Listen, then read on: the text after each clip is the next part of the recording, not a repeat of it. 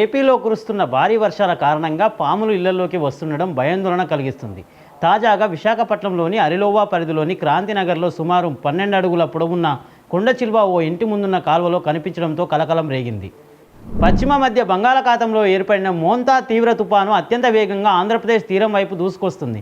గడిచిన 6 గంటల్లో గంటకు 10 కిలోమీటర్ల వేగంతో కదులుతున్న ఈ తుపాను ప్రస్తుతం కాకినాడకు 190 కిలోమీటర్ల దూరంలో, మచిలీపట్నానికి 110 కిలోమీటర్ల దూరంలో కేంద్రీకృతమై ఉంది. ఆంధ్రప్రదేశ్లో జిల్లాల పునర్వ్యవస్థీకరణ ప్రక్రియపై రాష్ట్ర ప్రభుత్వం దృష్టి సారించింది. గత ప్రభుత్వ హయాంలో జరిగిన జిల్లాల విభజన అశాస్త్రీయంగా ఉందని భావిస్తున్న ముఖ్యమంత్రి చంద్రబాబు దానిని సరిదిద్దే చర్యలకు ఉపక్రమించారు.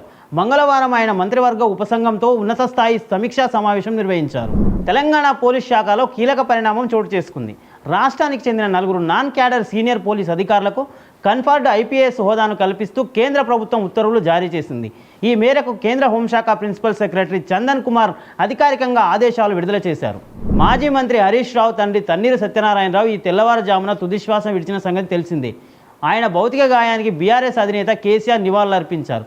కోకాపేటలోని క్వీన్స్ విల్లాస్లో ఉన్న సత్యనారాయణరావు పార్థివ దేహానికి ఆయన పుష్పాంజలి ఘటించారు. మావోయిస్టు పార్టీకి తెలంగాణలో మరో భారీ ఎదురు దెబ్బ తగిలింది. దశాబ్దాలుగా పార్టీలో కీలక పాత్ర పోషిస్తున్న సీనియర్ నేత బండి ప్రకాష్ ఆలియాస్ ప్రభాత్ పోలీసుల ఎదుట లొంగిపోయారు.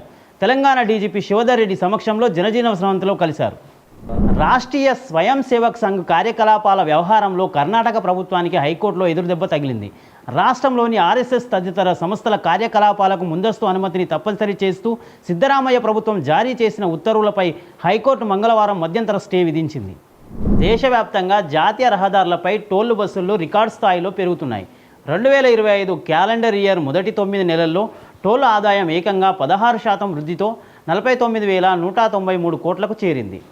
అగ్రరాజ్యం అమెరికా అధ్యక్షుడు డొనాల్డ్ ట్రంప్కు రష్యా ప్రెసిడెంట్ వ్లాదిమిర్ పుతిన్ గట్టి షాక్ ఇచ్చారు. ఉక్రెయిన్తో యుద్ధాన్ని ఆపేయాలన్న తన సూచనలను పెడచెవిన పెట్టాడని పుతిన్పై ట్రంప్ ఇప్పటికే ఆగ్రహంగా ఉన్నారు. ఈ క్రమంలో అమెరికాతో గతంలో రష్యా కుదుర్చుకున్న ప్లూటోనియం ఒప్పందాన్ని పుతిన్ రద్దు చేసుకున్నారు. ప్రతిష్టాత్మక నోబెల్ శాంతి బహుమతికి అమెరికా అధ్యక్షుడు డొనాల్డ్ ట్రంప్ను నామినేట్ చేసే దేశాల జాబితాలో జపాన్ కూడా చేరనుంది.